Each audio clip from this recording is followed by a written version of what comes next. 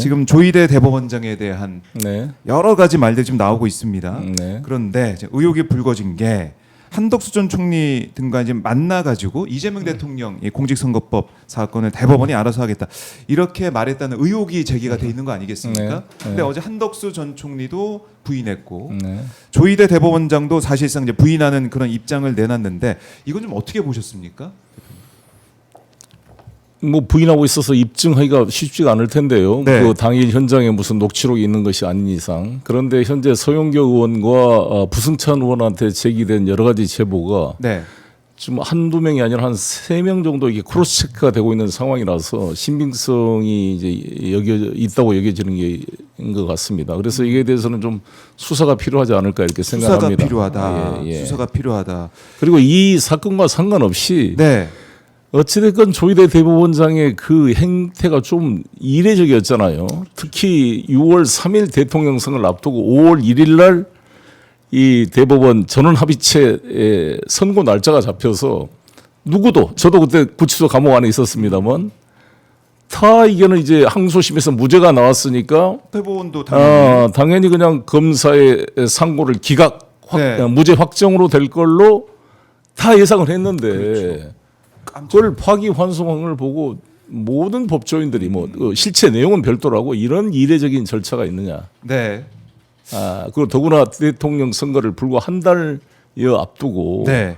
가장 지지도가 높은 후보를 이렇게 대법원이 아예 자격을 박탈시키려 했다는 것에 대한 분노가 큰 거죠. 이 사건 자체가 제가 계속 강조하지만 네. 무슨 뇌물 사건이나 대단한 중대 범죄가 아니라 선거법상 허위사실 유포라는 건데 그 허위사실 유포도 윤석열의 허위사실 유포에 비교하면 조족지혈이잖아요. 그리고 우리나라 헌정사에 대통령에 당선된 자가 자신과 경쟁했던 낙선한 후보를 선거법으로 기소한 일은 헌정사에 처음 있는 일입니다. 그러면 저는 우리나라 판사님들이 불고불리의 원칙이라 그래서 검사가 기소하지 않는 것은 나는 알 바 없다. 이런 식으로 결정을 하게 되면 검사가 사법 질서를 주도하는 거죠. 아무리 나쁜 놈이라도 검사들이 기소 편의주의로 기소를 안 해버리면 그렇죠.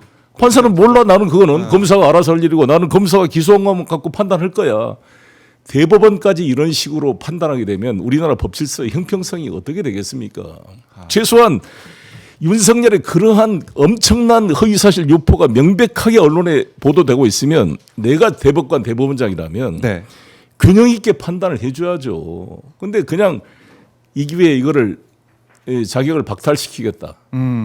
저는 이번에 대통령께서 말씀한 대로 이번 국회가 저는 이 공직선거법 260조 1항, 250조 1항에 허위사실 유포 중에 네. 재산이나 병력이나 학력 이런 허위사실은 그대로 범죄로 하더라도 행위에 대해서는 삭제해야 된다 봅니다. 왜냐하면 정치인들이 기억이 틀릴 수도 있고 저도 틀린 말 할 때가 많거든요. 그걸로 일일이 허위사실로 해버리면 그건 국민이 평가하게 해줘야죠. 공방을 통해서. 윤석열의 거짓말. 지금 예를 들어서 미국 대통령 선거를 보면 얼마나 거짓말을 서로 합니까. 팩트체크해서 바로 거짓이라는 말이 나오는데 이거를 이 범죄 구성 요건에 만들어 놓으면 검사가 선택적으로 아무튼 정치적 야당한테는 적용을 하고 이런 불공정한 일이 벌어지는 거죠. 네. 그래서 저는 적어도 대법관 정도 되시는 분들은 이런 것을 종합적으로 판단해서 이 균형을 잡아야지 완전히 정치 세계로 뛰어들어서 스스로 사법부 독립을 아무튼 위험하게 만든 행위를 자초한 거잖아요. 조희대 씨가. 그렇죠. 그 지적에서부터 이제 시작이 됐고 거기에 대해서 국민들이 놀라서 이번 대선에서 이재명 후보가 못 나올 뻔한 거 아닙니까? 그야말로 그렇습니다. 좀 아찔한 상황이었는데 거기에 대해 조희대 대법원장 뭐 이런 방구 하나 없이 그냥 저러고 있고 그리고 9일 만에 그거를 판단을 내리고 6만 쪽 되는 자료를 다 보고 대법원 그 안에서도 이거 자료 검토 제대로 안 됐다는 얘기가 나올 정도로 그렇습니다. 부실하게 결론을 내리고 유죄 취지로 파기환송해 버렸다. 그러니까 이재명 후보를 대선에 못 나오게 하기 위한 그런 전략 차원에서 한 게 아니냐는 의심을 계속 가질 수밖에 없잖아요. 이 자체가. 그런 의심을 가지고 있는데 예. 지금 부승찬 의원이나 서영교 의원이 제기한 대로 그 네 사람이 만났다. 만약 한덕수, 조희대, 네. 뭐 정상명, 김충식. 김충식 넷이 만나 이런 행위를 했다면 이거는 거의 반헌법적 내란 행위가 아닌가. 이것은 뭐 그러면 이제 그에 대해서 조희대 대법원장이 어제 부인 성명을 발표했죠. 그러면 이제 이걸 입증하려면 그를 제보했던 사람들이 네. 수사기관에서 조사를 받을 수밖에 없지 않느냐. 그렇겠네요. 이렇게 생각합니다. 그리고 서영교 민주당 의원이 어제 저희 방송에서도 얘기를 했지만은 이제 벌써 이제 1년 전에 조희대 이 대법원장이 윤석열 당시 대통령에게 이재명은 대선까지 갈 일이 없다. 뭐 이재명 건이 대법에 올라오면 대선에 못 가게 해결하겠다. 이런 얘기를 했다는 거예요. 그걸 이제 서영교 의원이 그때 제보를 받았다는 겁니다. 1년 전부터. 근데 이제 언론이 보도 않다가 부승찬 의원이 대정부 질문에 김민석 총리를 상대로 질의를 하니까 이제 물 위로 올라온 거죠. 이게 그 정도까지 됐다면 이게 근거 없이 저렇게 되기는 쉽지 않잖아요. 네. 그러니까 뭔가 진위를 파악해야 된다고 봅니다. 서영교 의원은 이제 보수 진영 네. 믿을 만한 사람에게 고위직에 있었던 사람한테 제보를 받았다라고 얘기하고 있는데, 자 한동훈 전 국민의힘 대표가 입장을 좀 냈는데 이거 잠깐 짚고 들어갈게요. 보시죠. 조희대 한덕수 이제 회동설 이게 청담동 술자리 2다. 민주당에서 가짜 뉴스 터트리고 있다. 이 공작 구조가 똑같다. 이렇게 비난을 했는데 이 발언 좀 어떻게 들으셨습니까? 청담동 술자리 사건에 대해서 제가 판결문도 읽어봤는데 네. 어떤 문제가 있었냐면 그 지금 강진수 뉴탐사 강진구 기자가 네. 지금 패소를 했잖아요. 손해배상에. 그런데 좀 이상한 게 뭐냐면 아니 한동훈 자기가 법무부 장관이면 모든 차량 기록이나 공식 일정에서 청담동 술자리 그 시간에 자기가 다른 곳에 있었던 알리바이를 제공하면 바로 확인이 될 텐데 재판부에서 수없이 제출하도 한 번도 제출을 안 했어요. 그러니까 이것 자체가 민사 손해배상이 됐다 그러지만 네. 이것은 형사 사건으로는 이거는 유죄가 될 수가 없을 거예요. 그래서 저는 이것도 대단히 의문스러운 게 있는 거예요. 한동훈이가 아니 왜 법무부 장관이라는 그 공적 인물이 그 시기에 청담 술자리 그때 자기가 다른 곳에 있었다는 것을 운전기사의 증언이나 아니면 블랙박스나 객관적으로 증명할 수 있는 것들을 구글 타임 라인이나 몰라도 제공할 텐데 지금까지 제공을 못했다는 거 아닙니까? 그러니까 한동훈이 이걸 가지고 청담동 술자리처럼 이 조희대를 옹호하는 것은 네. 문제가 있다고 보여지고 이 한동훈이란 자는 정말 그 김영철 그 부장검사 네. 장시호라 어떤 불륜 관계가 의심되는 자와 함께 태블릿 PC를 조작해서 박근혜 대통령을 구속 기소할 때 썼던 사람이라고 보거든요. 여러 가지 나는 한동훈이 지금까지 했던 범죄 행위가 만만치 않다. 윤석열은 검사를 잘 모르고 공부도 안 되고 그냥 일하는 걸 싫어하고 술 먹기만 좋아해서 실제 일은 전부 한동훈이 했다는 거 아닙니까? 모든 그때 검찰의 조작 수사나 이런 것은. 그래서 나는 오히려 이런 이 검사의 범죄 행위의 핵심 주범은 저는 한동훈이라고 생각합니다. 그래요. 이제 한동훈 전 대표 내란의 밤 관련해서도 뭐 이 재판에 좀 나와서 진술 좀 해달라고 하고 있는데 그건 또 안 나간다고 그러고 있고. 나가면 이제 배신자로 찍혀서 자기가 안 될 것 같으니까. 그러니까 죽도밥도 아닌 거죠. 저는 한동훈이 그때의 내란의 밤 때 탄핵 찬성 그리고 계엄 해제한 것은 높이 평가합니다. 그 부분은 뭐 공과를 따져서 높이 평가하는데 헐라면 중심을 가지고 끝까지 갔어야지. 거기서 또 타협해서 한덕수랑 함께 윤석열이 만나가지고 거기서 뭐 공동 무슨 정부를 한다는 거기서 자기의 그 욕심이 다 보여버린 거잖아요. 그렇죠. 이 사람이 진정으로 대한민국 헌정 질서를 위해 싸우는 그런 건강한 보수 정신이 아니구나. 결국 자기 욕심 때문이구나. 이걸 보임으로써 스스로의 기회를 놓쳤다고 봅니다. 그래요. 뭐 지금도 보니까 뭐 락페 뭐 다니고 라방 뭐 이렇게 하면서 그러고 있던데 한동훈 전 대표도 이 사안에 있어서 계속해서 비판을 하고 있는 메시지를 내고 있다. 하지만 한동훈 전 대표 자신을 먼저 돌아봐라. 이렇게 꼬집어 주셨습니다. 한동훈은 사실상 나를 기소한 핵심 아닙니까? 한동훈의 직계인 김영철이 코바나 컨텐츠는 무혐의 처분하고 저 돈봉투 사건을 수사하기 시작했어요. 그 후임으로 최재훈이란 후임 부장검사가 도이치모터스를 무혐의 처분하고 저를 기소한 사람입니다. 그래서 내가 윤영철, 최재훈, 한동훈은 반드시 그 대가를 치르게 만들 것입니다. 끝까지 추적해서 난 한동훈은 법의 심판대에 세울 생각입니다. 네, 알겠습니다. 오늘 조희대 대법원장 오늘 아침에 또 출근하는 모습이 찍혔는데 질문에는 아무런 얘기를 또 안 하고 들어갔네요. 입을 굳게 다물고 네. 대법원장 이 대법원으로 출근하는 모습이 찍혔습니다. 조희대 대법원장 지금 뭐 입장을 서면으로 내고 아예 육성으로는 얘기를 좀 안 하고 있는 그런 상황인데요. 이걸로 이제 끝날 수 없는 거 아니겠습니까? 계속해서 진실을 밝혀야 된다, 의혹을 규명해야 된다는 목소리는 오늘도 뭐 출근길 모습이 지금 조금 전에 찍힌 사진인데 그런 목소리는 계속 커질 수밖에 없을 것 같습니다, 대표님. 네. 조희대 대법원장에 대해서는 그대로 묵과할 수가 없다, 의혹을 밝히는 객관적으로 증명하는 그런 시간이 필요하다, 이런 목소리가 커질 것 같습니다. 판사님들 내부에서도 의견이 나오기 시작하겠죠. 한번 예. 이번에 송 판사님인가 또 그렇습니다. 현재 판사들이 또 님이. 얘기를 하고 있더라고요. 이제는 하나 송 씨라고 반가웠습니다. 그렇게도 네, 그 목소리가 나오고 내부에서도 이건 아니다라는 얘기가 나오고 있으니까. 네. 주기현 판사 문제나. 글쎄요, 전부 다 이 사법부의 독립이라는 것은 네, 정말 모든 분야로부터 좌우 뭐 여론 갈 게 없이 진짜 독립을 해야 되는데 국민으로부터 독립은 아니잖아요. 저는 이재명 대통령께서 이번에 했던 말씀 중에 네, 우리 헌법 원리를 정확히 설명했다. 우리 헌법 10조는 국가기관, 통치기관의 기본권 기속성이라 그럽니다. 그러니까 국민의 네, 기본권을 지키고 수호할 의무가 있는 겁니다. 그러니까 대통령이든 대법원장이든 국회의장이든 모두가 수단적 존재잖아요. 우리 이재명 대통령이 항상 강조하는 머슴이다. 우리는 일꾼이다. 그럼요.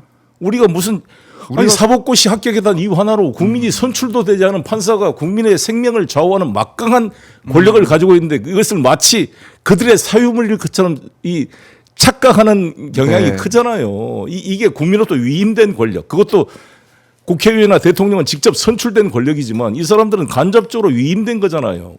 훨씬 더 사법 자제를 해야 된다고요.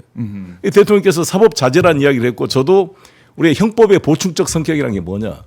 국가의 질서는 다 자체적으로 도덕, 뭐 의례, 거기 조례를 다 움직입니다. 자체의 내부적인 규율을 가지고 왜 형법이 이 인신 구속에 칼을 들고 함부로 들어가면 안 되는 거잖아요. 최후의 수단이 보충적 성격인데 네, 왜 이 대법원이 이 대통령 선거의 중요한 이 정치판에 자기가 칼을 들고 뛰어드냐고 이 조희대라는 분이 자기가들이 자초해놓고 사법 독립을 외친다는 것은 자기 모순인 거죠. 그리고 진짜 사법이 자제를 해야지.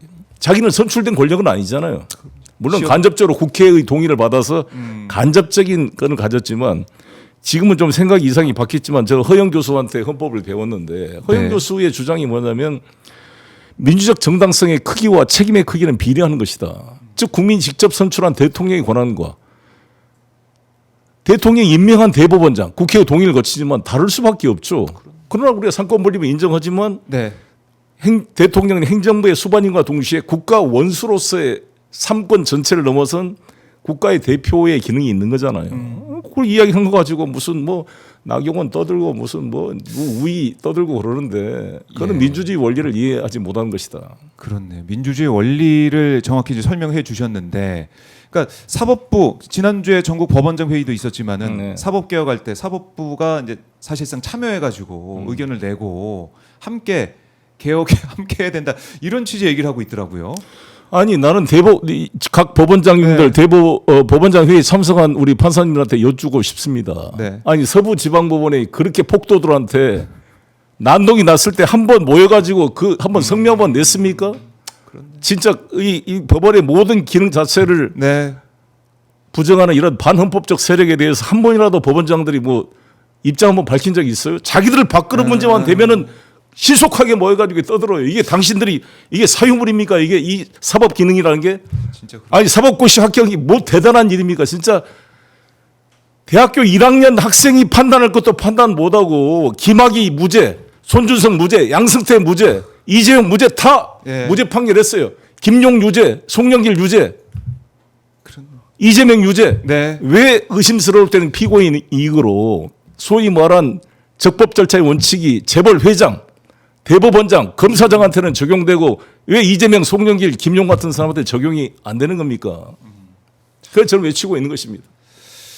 사법부가 참 일관되네요. 어떤 면에서는 일관된 모습을 보여주고 있는데 사법개혁 얘기하니까 그 대법원장, 대법관 수를 뭐 26명 늘려야 된다고 뭐 이런 얘기를 하고 있으니까 1조 4천억이 든다. 돈이 많이 든다. 네.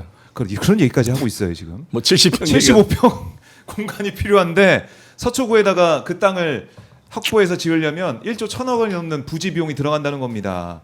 그 돈 얘기 지금 할 때입니까?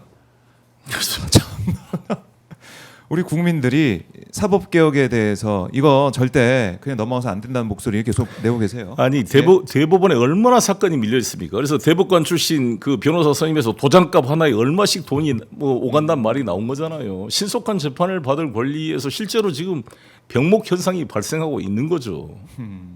저는 이제 일단 하급심을 좀 실제로 하는 게 필요하다고 봅니다. 판사 수를 더 늘려야 되고 네. 그래서 상고 비율을 줄이기 위해서 1심, 2심을 충실하게 만드는 게 매우 중요하다고 봅니다.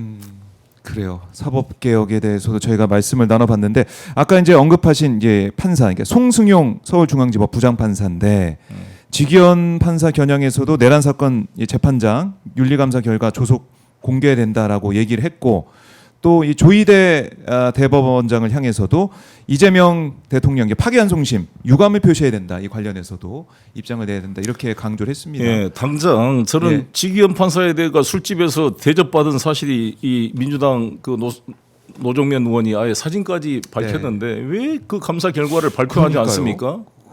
직위원 판사가 우리 전라도 장흥인가 판사로 있었어요. 그때 있었던 변호사들로부터 제가 직접 들은 이야기인데 예, 뭐라고? 같이 술도 먹고 그러는데 그렇게 놀기 좋아하고 뭐 오락부장이라고 지가 뭐 그럴 정도로 오락부장. 나서기 좋아하고 예. 이 약간 관종기가 있는 분인데 들어보니 그리고 이번엔 그 변호사의 증언도 나온 거잖아요. 그때 술집에 갔던. 네. 그러면 이런 게 정황 증거들이 다 있으면 지금 직위원이가 거짓말한 거잖아요. 자기가 술 마신 적이 없고 그런데 간 적도 없다. 근데 평소의 행태나 예.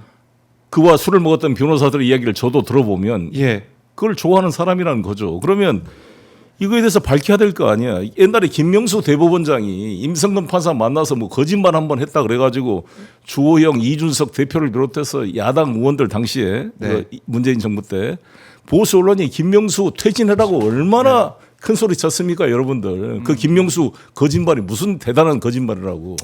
임성근 판사 국회가 탄핵 소추하니까 소추될 때까지 사표 수리할 수 없다는 게 뭐 그렇게 잘못된 말이에요. 그거 가지고 난리하던 양반들이 직위원이가 이렇게 뻔뻔하게 사진까지 나오는데 술 마신 적 없다고 거짓말한 게 드러나는데 네. 지금 조희대 대법원장 뭐 하고 계십니까? 빨리 이거 감사 결과를 발표해야 될 거 아닙니까? 그리고 인사 조치를 하든지 해야 될 거 아니에요. 전혀 진짜 이해할 수 없는 일. 감사 결과, 감찰 결과를 왜 내놓지 않고 있느냐. 직위원 조희대 두 사람이 모르겠습니다. 그냥 알박기 하듯이 계속 자리를 지키려고 하는 건지 모르겠지만 이거 언제까지 지켜봐야 될까 이런 답답함도 있어요. 정말 이 만약에 직위원 이러다가 무슨 공소 기각 판결 같은 거 했다면 살아남지 못할 겁니다. 그렇지 않겠어요? 국민들의 분노에 국민들이 가만 놔두겠어요? 예. 사법개혁 특히 조희대 직위원 판사의 입장 또 행보 이제 물러나야 되는 목소리가 점점 커지고 있습니다.